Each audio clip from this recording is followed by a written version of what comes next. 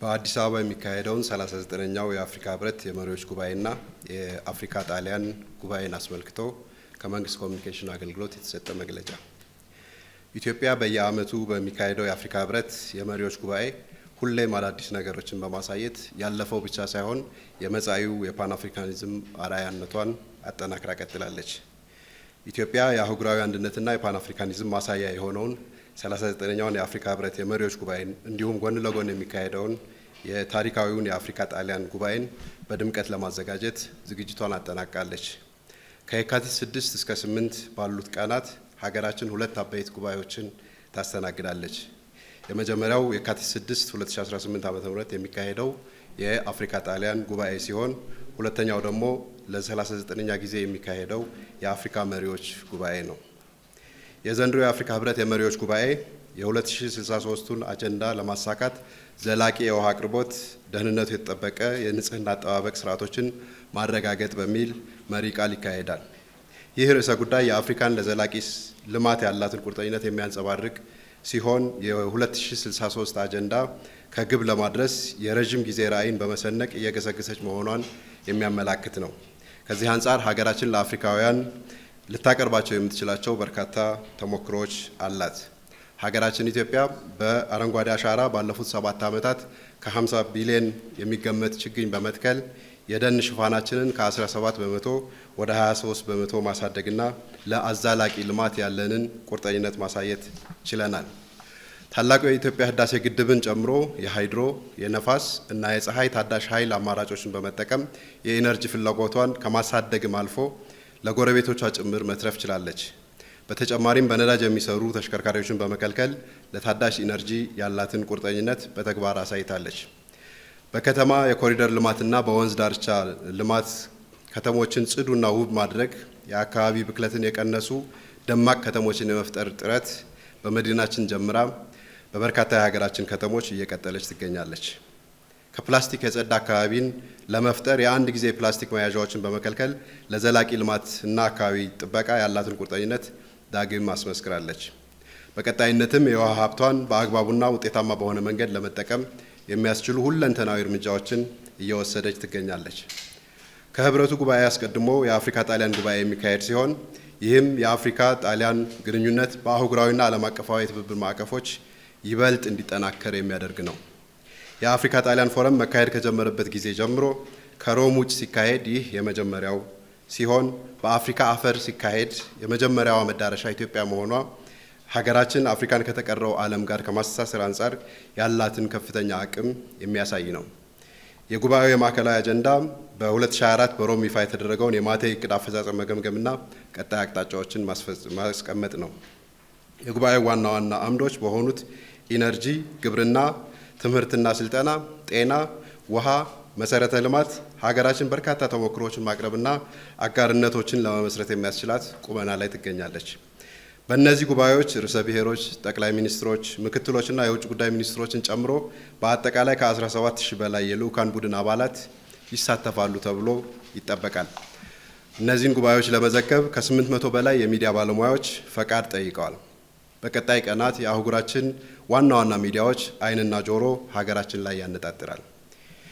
ኢትዮጵያ ብሔራዊ ጥቅሞቿን በሚያስጠብቁና ከግብ በሚያደርሱ ውይይቶች ላይ በንቃት ለመሳተፍ ተዘጋጅታለች።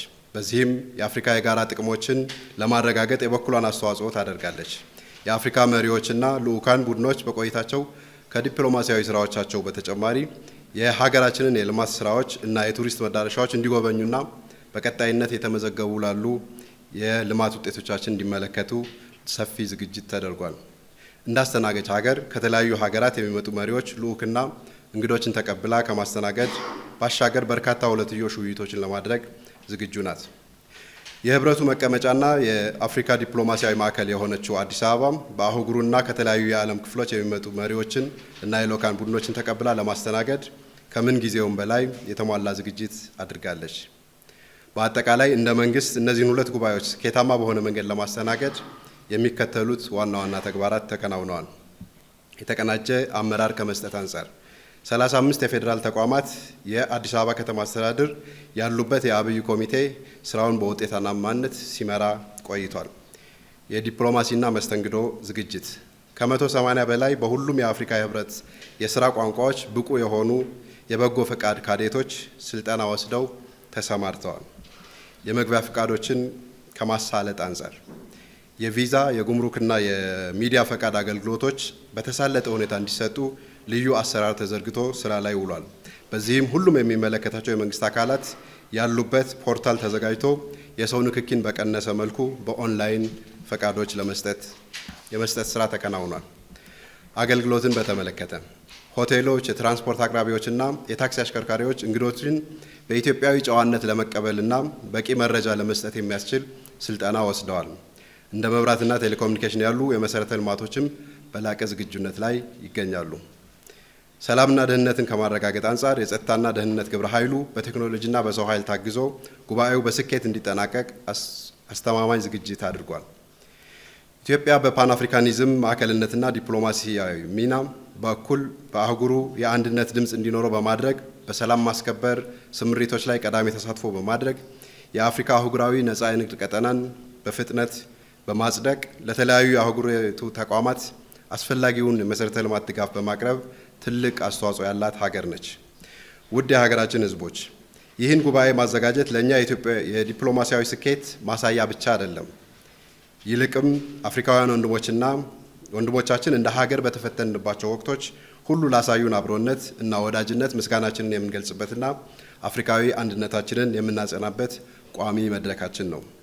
ኢትዮጵያ አሁን ላይ ያደረገችው ባለቻቸው ሰፋፊ የሪፎርም ስራዎች በምግብ ሉዓላዊነት፣ በኮሪደር ልማት፣ በአረንጓዴ አሻራ ትግበራ ለአፍሪካ ብሎም ለዓለም በምሳሌነት የሚጠቀስ ሀገር ሆናለች። እንደ ስሟ አዲስና ውብ የሆነች የመጣችው አዲስ አበባ በአዳዲስ የከተማ መሰረተ ልማቶቿ እና እንግዳ ተቀባይ ህዝቧ አህጉር አቀፍና ዓለም አቀፍ ሁነቶችን የማዘጋጀት ብቃቷ ጎልቶና ፈክቶ በእጅጉ እያሸበረቀ ይገኛል። ክቡራን የመዲናችን አዲስ አበባና በዙሪያዋ የሚገኙ ከተሞች ነዋሪዎች፣ ይህ ታላቅ ሀገራዊ ሁነት በስኬት እንዲጠናቀቅ የሁሉም ዜጎች የተቀናጀ ትብብር ወሳኝ ነው።